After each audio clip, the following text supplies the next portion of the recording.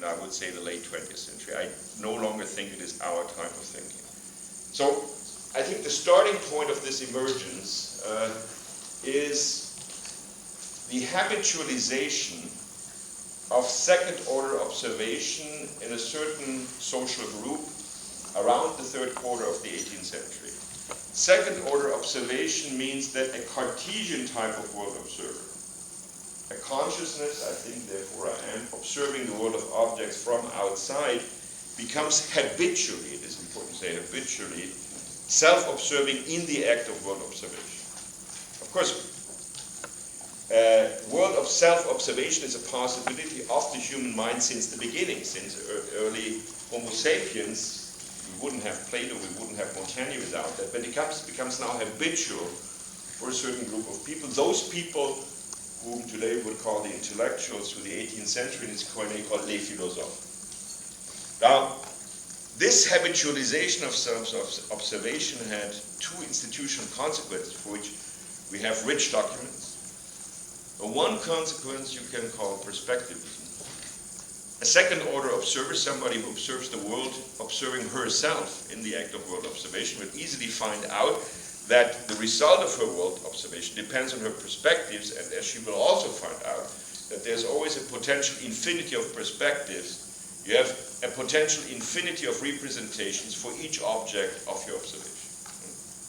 And this creates, and we have documents for that, an epistemological horror vacui. An epistemological horror vacui. People are scared, and we have documents for that from the late 18th century, that if you have an infinity of potential representations for each object of reference, there may not be a self-identical object of reference. The second problem that emerges, for which again we have documents, is the problem of a compatibilization between perception and experience, between perception as world appropriation through the senses and experience world appropriation through concepts. Because a second-order observer, against the grain of Cartesian observer, rediscovers that there are two dimensions of world appropriation. World appropriation through the senses, perception, and world appropriation through concepts, experience. And is there a way to compatibilize them? Once again, it would be easy to amply document that this was a problem in the late 18th century. Now, interestingly, these two problems found early solutions that we can retrospectively identify as solutions that the protagonists of the late 18th, early 19th century did not really live or experience as solutions. The problem of the compatibility between experience and perception gets solved by bracketing it. It is a problem that gets predicated in the late 18th century of materialism. Materialism very, very different from Marxist materialism. It's the materialism of Diderot, of Gassendi, etc., and that gets bracketed. That it remains in the periphery of thought, but it is no mainstream. The second problem, the problem of perspectivism, the problem of always having too many possible representations for each object of reference, gets resolved by what you can describe as a shift from a mirror-like principle of world representation. One canonical description for each object. This is the principle of the encyclopédie as it was invented in the 18th century, by a narrative principle of world representation. This is what Michel Foucault in Les Mots et les Choses calls, in a very radical way, and I like this concept, historisation des êtres. Everything gets historicized from the early 19th century on. When being asked what is Copenhagen, you can no longer describe it, but you have to tell the story, the history of Copenhagen. But if you ask yourself what is a horse, you will tell an evolutionary history. And I will repeat what I said yesterday. If you are the young Hegel and ask yourself what is the mind, then you write the phenomenology of the mind, which for those who have read it, is obviously a narrative text. Now, why is this narrativization, this historisation des êtres, a solution of perspectivism? Because I think that a narrative pattern, a sequential pattern, is able to absorb different perspectives and thereby neutralize this problem of multiple representation, this problem of perspectivism. Now, I believe, and this is the point where I wanted to go, that this solution of the problem of perspectivism becomes, from the, seem to be really tortured by this description, but I hope we can solve that in the discussion then. This historisation des êtres becomes the basis of what I call the historical worldview, the basis of a certain type of thinking. It is the type of thinking in which we always believe that we leave the past behind ourselves, and that the orientational value of the past is fading the further it lies behind ourselves. It is the type of thinking, and that is now important, which secondly we believe that the future is an open horizon of possibilities among which we can choose or that we can shape.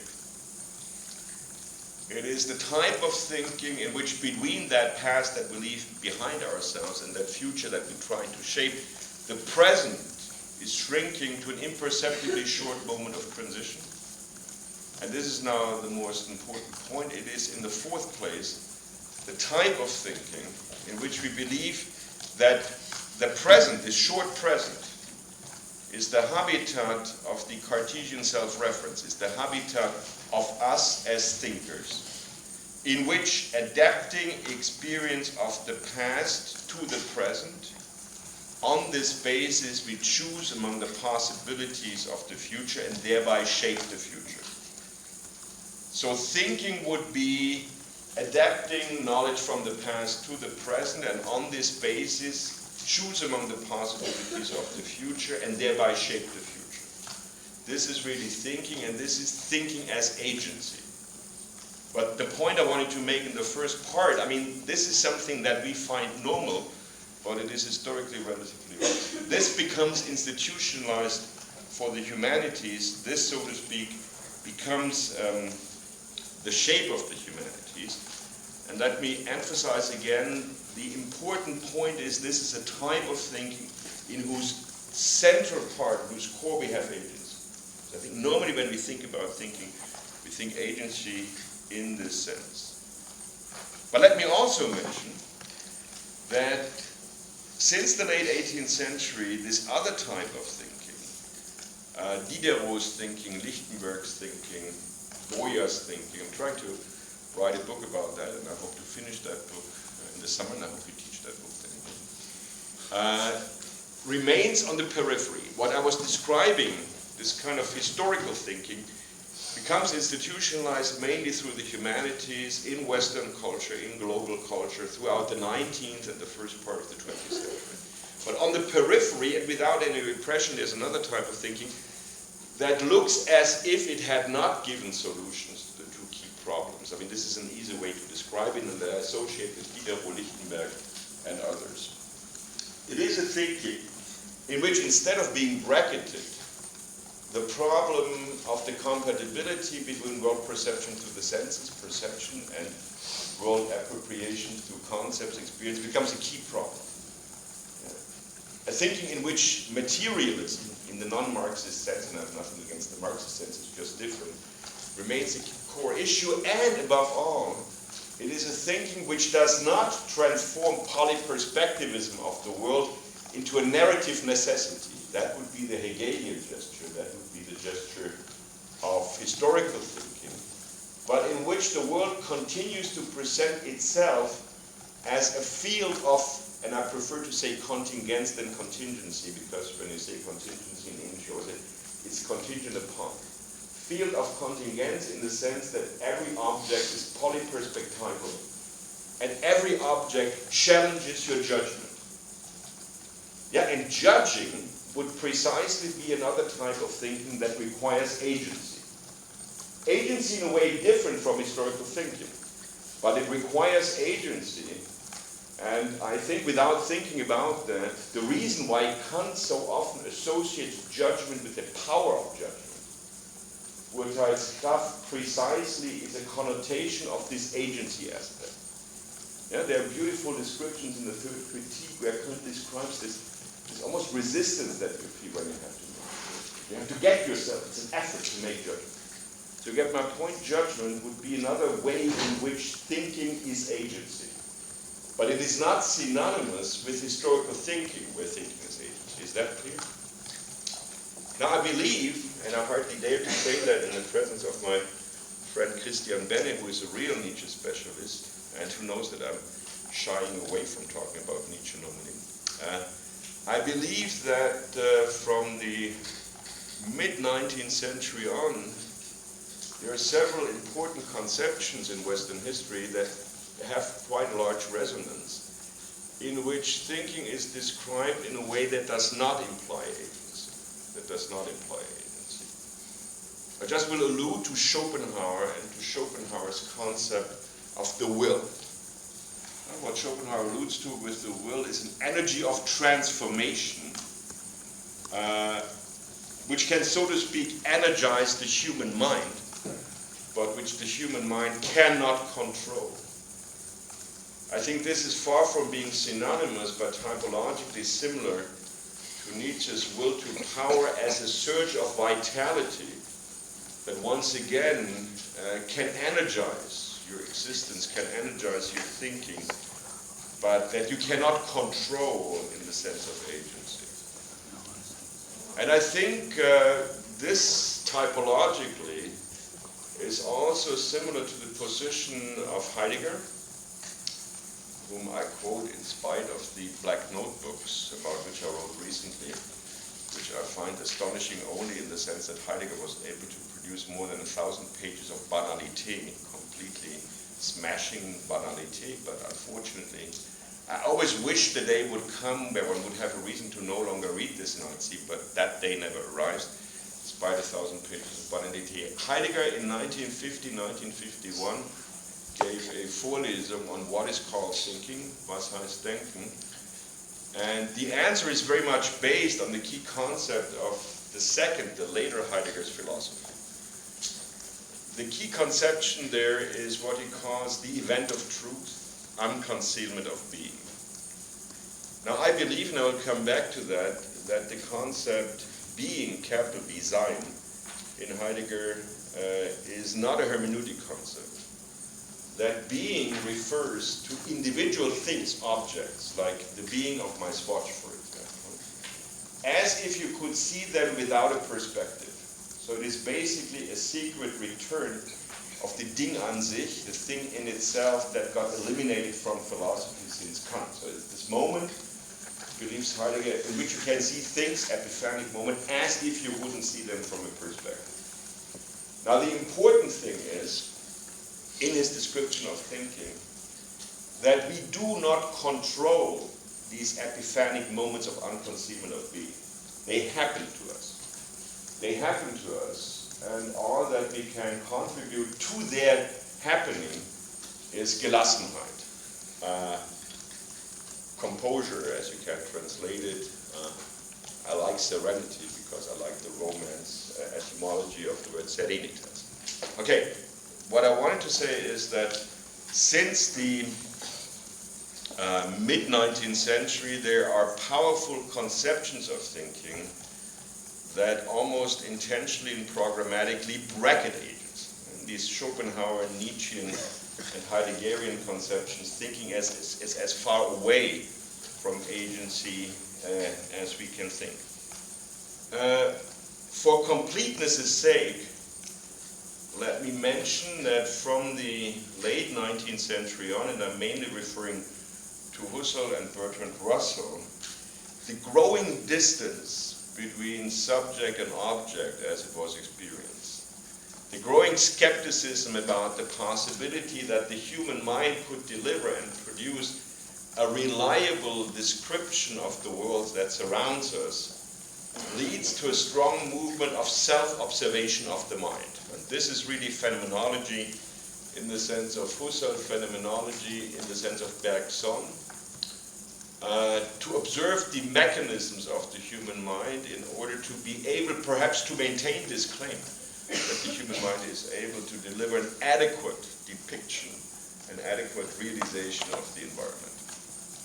In the case of phenomenology, that will ultimately, against Husserl's intention, lead to what has been called constructivism, to the linguistic turn and so forth, to all these philosophies that limit the possibility of what we can think about to an insight, that are non-realistic.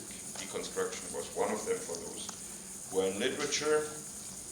Whereas on the side that today we call and we refer to analytic philosophy, it rather leads to a certain intellectual style, to a certain intellectual rigor, to a realization of this very early intention in the Western philosophy to develop a meta-theory of thinking and to have certain normative criteria of thinking. There are very few common denominators for analytic philosophy, but one of them would be that you try to be transparent, that you try to be logical, that you try to be quasi-mathematical, and that for the sake of being transparent, rigorous, and mathematical, you easily give up interesting problems, says the non-analytic philosopher in me.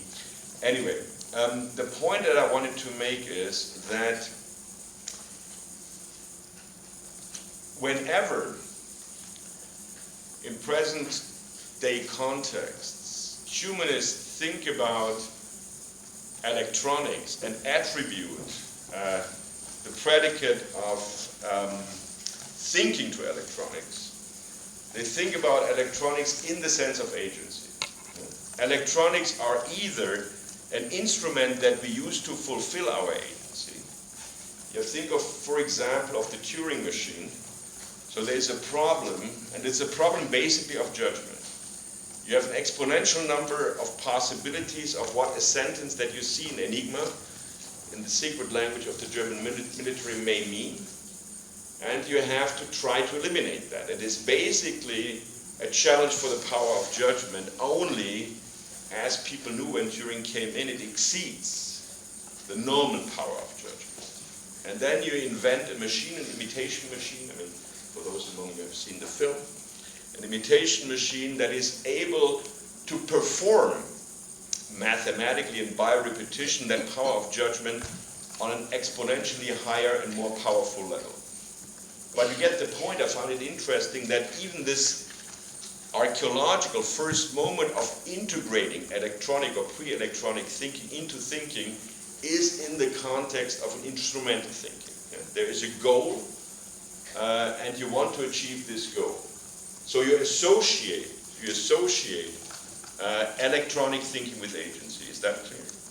Another example where we use electronic thinking would be, in general, prognostication. Yeah? This is really the heritage of historical thinking. I mean, what historical thinking, Hegelian thinking, Marxist thinking has been trying to do is to prognosticate. Not very successful as far as Marxist thinking and economy goes. Some people still like it, maybe for that reason, but you want to prognosticate. Now, clearly, you all know that from the banality of the weather report you can get on your cell phones. The certainty of prognostication and the power of calculating, projecting weather, for example, in the future, is endlessly higher than it used to be before some of you were born. I mean, I can still remember, Björn and I can remember that when somebody was referring to the weather report 30 years ago, you would always make a joke that if the weather report said it rains, you would certainly know it would not rain, and vice versa. I mean, this is actually due to the power of calculation, of prognostication, that today you read the weather report, and if it says there's a 66% probability of rain, which never happens in California, unfortunately, you take a coat if you have a coat, and so forth. You get my point. So this is, but in both cases, where we use electronic thinking, we call it thinking because we associate it with agency. We associate it with agency, not in any other type of thinking. We use it only in context of instrumentality of agency, and this, I believe, is the reason why so many humanists have these conspiracy theories. Yeah, if you put electronic thinking, and I agree with Schrödinger, one shouldn't call it thinking, if you put electronic thinking in the place of your own agency, then psychologically, you fear that they may take over. And I think this conspiracy theory fear of electronic thinking taking over is a dominant motif in how electronic technology has had an impact on the humanities and thinking. And this brings me to my third, much shorter but perhaps more interesting part, in which I will list a number of observations, and as I was saying, this is clearly an open list, on how the electronic technology, that I will no longer call electronic thinking, I think we call it electronic thinking when we integrate it into what we call our own thinking processes, how electronic technology has transformed the humanities and above all the human condition so far. Let me remind you, don't expect a master hypothesis. I think this is the problem of what humanists normally do. They always think they have to come up with a flamboyant hypothesis. Yeah? And I think there is so far no flamboyant hypothesis. We just should describe as precisely as we can. First observation, I think electronic technology has undermined, if not made obsolete, the relationship between knowledge and texts. Yeah? Texts are no longer the only, not even the main container of knowledge today. I mean, we still have libraries, but for example, I mean, Stanford has 15,000 books, possesses 15,000 books altogether, which is quite considerable for a university founded in 1891.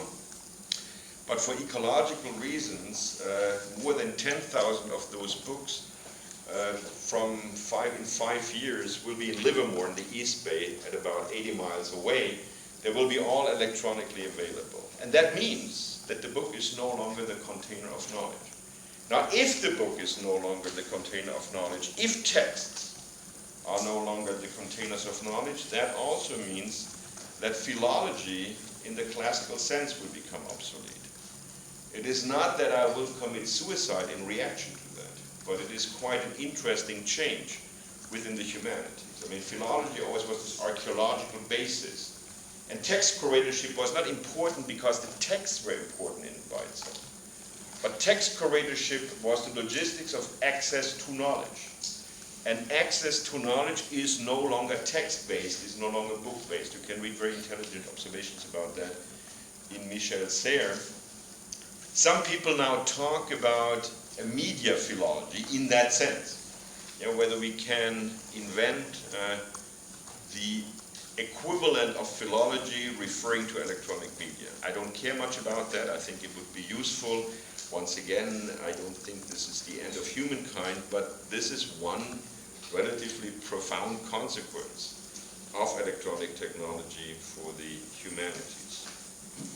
In the second place, and I think this is interesting, more interesting, I think electronic technology largely contributed and consolidated a transformation of our dominant social construction of temporality. Mind you, I'm not saying that electronic technology is the main reason for that, but I think it contributed to that. So remember, I gave you this short description of the historical worldview, of the historicist chronicle. While I believe that this is a chronicle of the social construction of temporality that today we still recycle in the humanities, in politics, in some pockets of society, I believe it is no longer the temporality in which we spend our everyday, with which we wake up, brush teeth, shave, and get into the day, or fall asleep. Let me briefly describe how I would see this other everyday temporality within which we are living our everyday, and to whose consolidation electronic technology contributed. I think it is in the first place a temporality in which we do no longer see the future as an open horizon of possibilities, but a future that is occupied with threats that come slowly toward us. Think of global warming, think of the exhaustion of natural resources, think of the demographic development, and so forth. Whether these threats are real or not, I'm not in a position to judge, but this is how we live the future. Secondly, I believe that we no longer leave the past behind ourselves, but we live in a situation where the present is inundated with pastness. There is no day, no event that does not become a memorial day, no house, no underwear that cannot be declared a national monument, and so forth and so forth. There's also no email you ever write that can be ultimately erased. It is not that anybody is interested in it. I think the problem is more that electronic technology has this enormous resistance, and we do not know how fast or how slowly it may decay. But you can no longer be sure that what you write, for example, to me by email to tell me that this talk was really disappointing, can ever be erased. I can delete it, but I may not be able to ultimately erase it. Now, between that blocked future and that pastness that inundates the present, I think that our present is no longer an imperceptibly short moment of transition, but an ever-broadening present of simultaneity. An ever-broadening present of simultaneities in which judgment is constantly required. Because we always have too many possibilities. This is why we need the entire Thursday to make choices about the weekend. What to do with the weekend, because we always have too many possibilities, which I really think is the reason for so-called burnout syndrome. And finally, if there was a possibility to associate this imperceptibly short present of transition with the Cartesian self-reference and with agency, I think then we have reason to believe that this broadening present is one of the triggers of why, both philosophically and in our everyday, we have so desperately been trying to bring back, to recuperate the physical, the sensual, the bodily side of our existence during the past 20 or 30 years. Now, where has electronic technology contributed to the consolidation? Once again, I would never say electronic technology is the cause, the reason for this different problem. But I do think it has definitely consolidated to this connotation by the transformation of our past. The storage capacities of electronic technology, and I insist, whether we want them or not, those storage capacities have completely changed our relationship to the past. I was mentioning yesterday there's the Google/Stanford project to make every document that exists on this planet accessible on every laptop for free.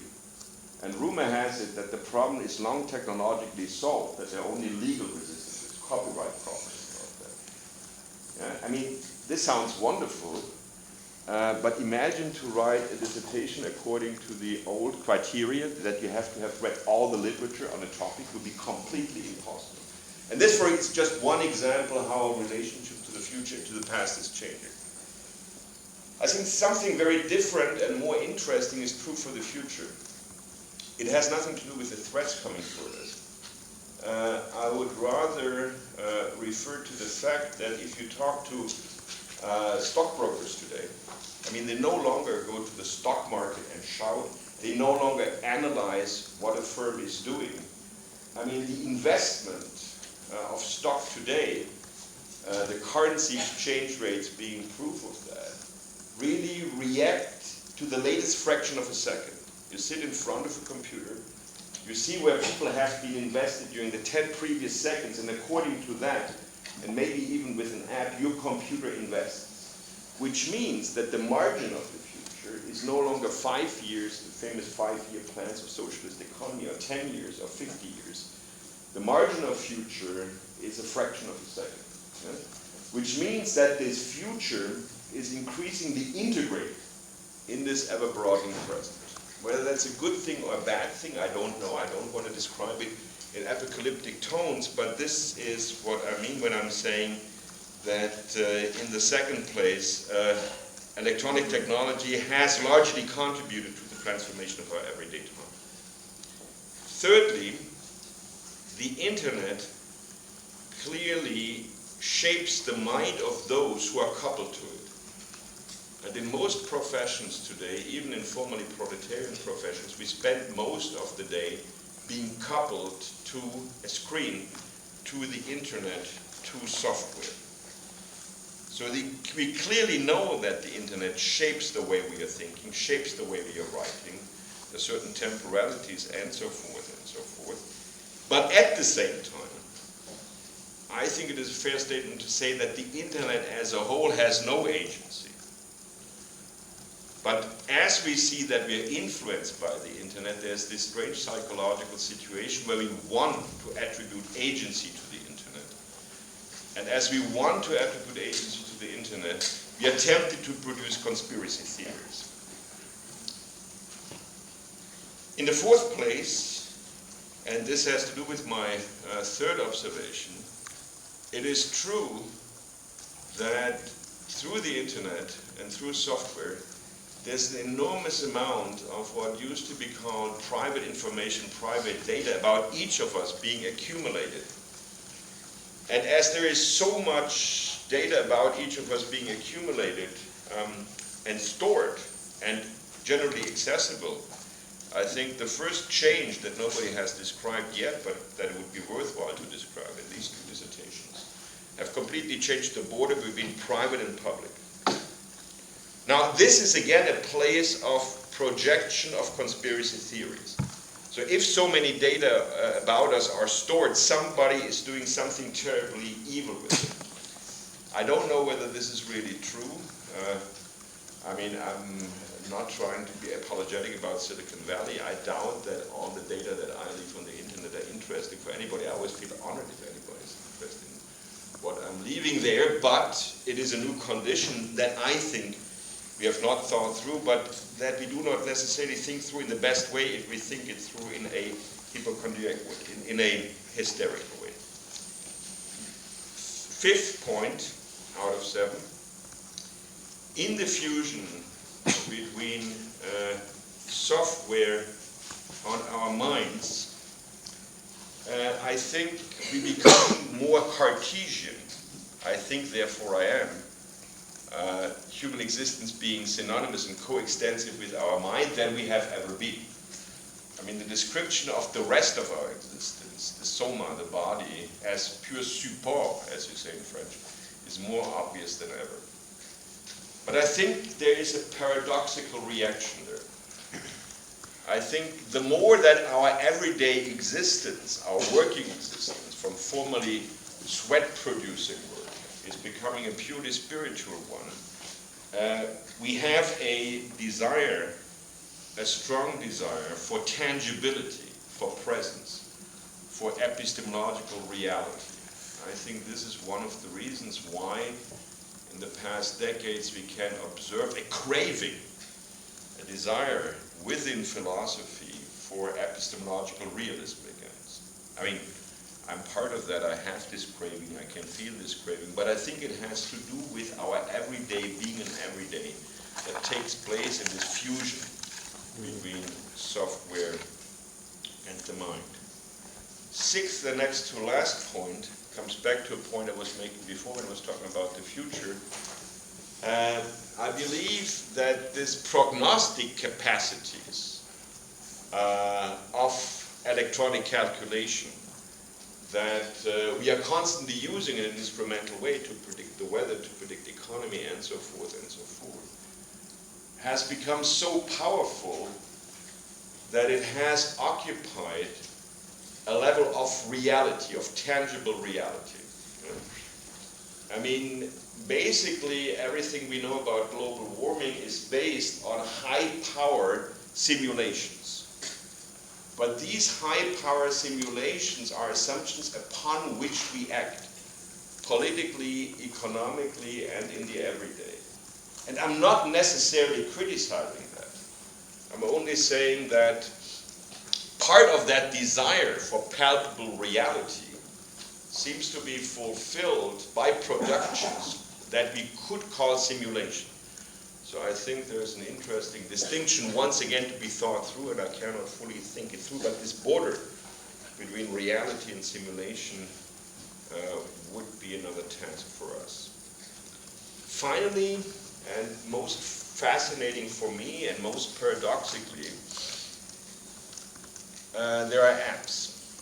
Everybody knows that there are apps, of course. But we could say, what are apps? Apps, in many cases, think of the navigator, for example, which was an app avant la lettre, Navi, they call it in German, are devices, are arrays in which knowledge is frozen in a way that is not accessible for us. We can really not access what is going on written in code in a navigator, but whose effect produces a different relationship between our bodies and the space and our material environment. I mean, the way you can move in a city, if you use your cell phone, or if you drive a car and have a navigator, is a more familiar way of walking around in the city and driving around in the city. Although, and this is the paradox, it is provided and produced by a knowledge that is not accessible to us. Not accessible does not necessarily mean evil for me. But you get my point. To express this in Heideggerian terms, we could say our relationship to the material world, thanks to apps, is much more a ready-to-hand relationship, a relationship of tangibility, although this relationship of tangibility is provided electronically.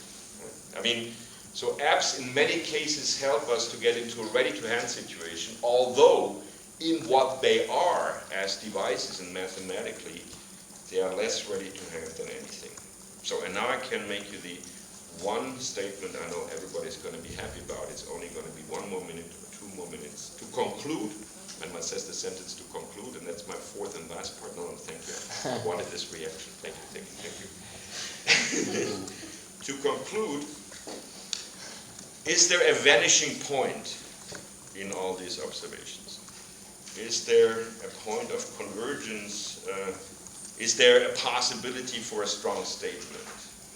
I mean, I've already announced I will not finish with one of those master hypotheses, because I think this is part of the problem of what philosophy and the humanities have been producing in thinking about the electronic condition, about electronic thinking, that they always had this pressure, this obligation to say something very, very strong, or to use an untranslatable German word, which is ironic, something very geistreich. Yeah? Oh my God, this was really a very sexy hypothesis. So I don't think that we are at a point where we can draw big conclusions. If anything, we can say in the first place that the electronic condition produces paradoxical situations. We become more Cartesian than ever, and at the same time we feel we are in a situation that is more ready to hand, where our body is closer to our environment than ever. We become more Cartesian than ever, but we have a greater desire for epistemological realism, for tangibility than ever.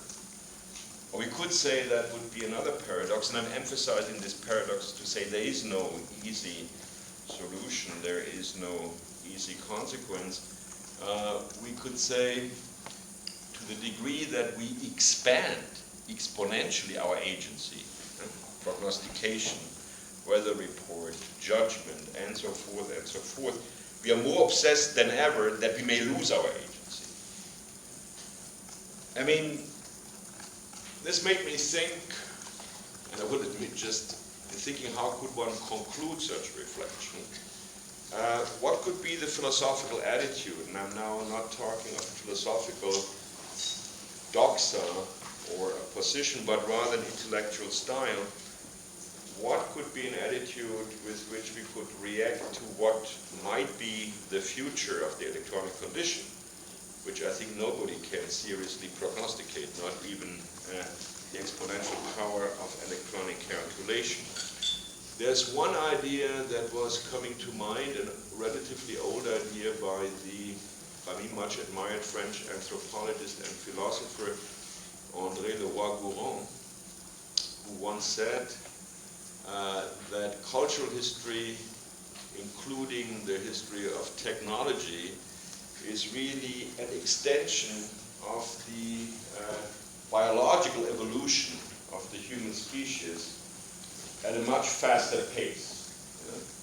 And we could probably say that if culture in the past 4,000 or 5,000 years has accelerated the pace of the transformation of the human species without our body changing much, this has reached a much higher pace with modern technology, and the highest pace so far with electronic technology. But, and this is the important point, what Leroi-Gourhan implies, if this is a continuation of evolutionary history, it is a history that is completely out of our agency. It is a history that we cannot control. It is an illusion to believe that we can control this history. A second similar thought, and forgive me if I come back one last time to Heidegger. I think it is largely misunderstood by Heidegger readers that for the very late Heidegger, the Heidegger who thinks about technology, technology, so to speak, is on the positive side. When Heidegger's philosophical criticism and aggression goes rather against modern science. So there's a certain hope in technology. Actually, he believes that if at all, technology would be the site of the unconcealment of being. I personally believe that this famous and always quoted sentence from the posthumously published interview with Der Spiegel, nur ein Gott kann uns noch helfen. I hope that what this really means is that he has an intuition that technology could be the site of an unconcealment of being, but we don't manage to get the right angle. To get the right angle, to get the right serenity, to get the right Gelassenheit for this unconcealment of being to happen.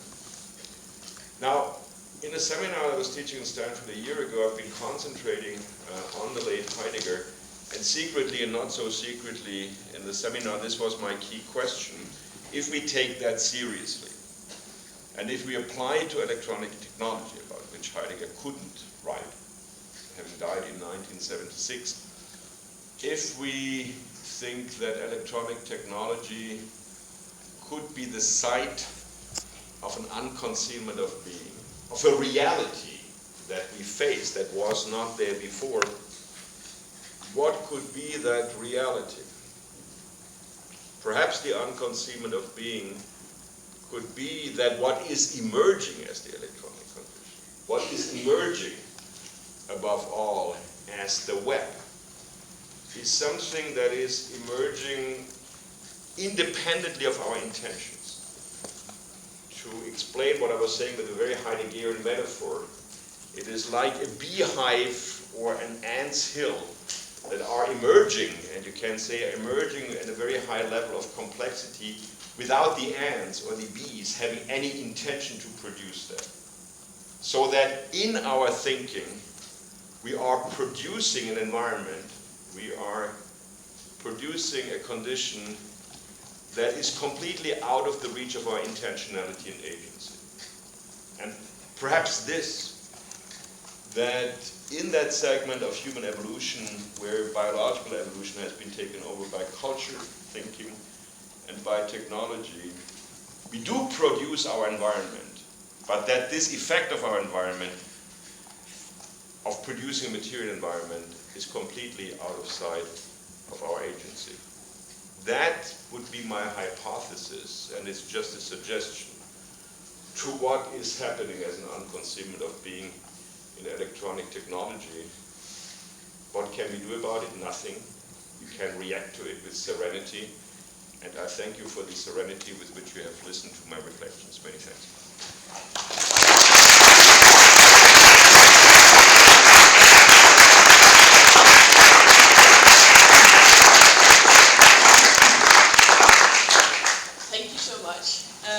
I'm sure there are questions or comments. Who'd like to begin?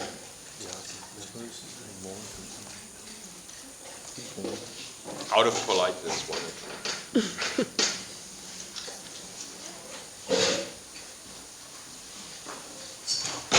Maybe I could begin then with what you also sort of suggest in the abstract you gave us about where does this then leave the humanities and what we do. Oh, it's a question? Yeah. Well, I mean, it's part of what I want to talk about tomorrow in Frederick's seminar. I mean, this is very horrible, and I think it's very horrible to say in Denmark, and as I've quoted Heidegger so much, it puts me too close to Heidegger, I would say nevertheless. You know, what we have inherited in the humanities, and what most of you, being from a younger generation, have inherited from my generation, is this obligation that in the humanities you have to be above all analytical, critical, and then political. Yeah, I was yesterday a week ago, I was at the Graduiertenkolleg, doctoral college at the University of Münster, and we were talking about the relationship between teaching and aesthetic experience. I was saying, well, you can never really produce that in a classroom, but you can provide the possibilities for it to happen, and then it happens or not. And the students were insisting, but that cannot be enough. When you teach, just to realize how beautiful Hölderlin's poem on Heidelberg is, that was my example. That cannot be enough. There has to be moral or political consequences. And that would be a consequence at large. I'm asking myself whether in general, but also more under this electronic condition, or whether the electronic condition can make us think or ask whether this absolute meta-obligation that everything we ever do in the humanities has to lead to moral, i.e. political consequences, whether we really have to be critical in this sense, whether this can be our only assignment, or whether our, I mean this is an American way of talking, our classroom, our teaching, could not be a site much more open to eventness, to things happening. That doesn't mean that we don't prepare the classes, but to things happening in which this intentionality of changing the world and of obliging our students to think politically the same way we do, and I'm of course saying that with a critical undertone, is the main point. So that, for example, is a consequence for me whether the privilege of the humanities today could be to be a place where you are not completely connected and obliged to this intentionality, to solve problems, to be critical, and whether, that's the last point I want to make, that's the most critical point, this permanent obligation of being critical and being political has not transformed the humanities into a place of general resentment, and I'm saying that in the Nietzschean sense of ressentiment. A typical humanist is, as you say in American English, full of shit.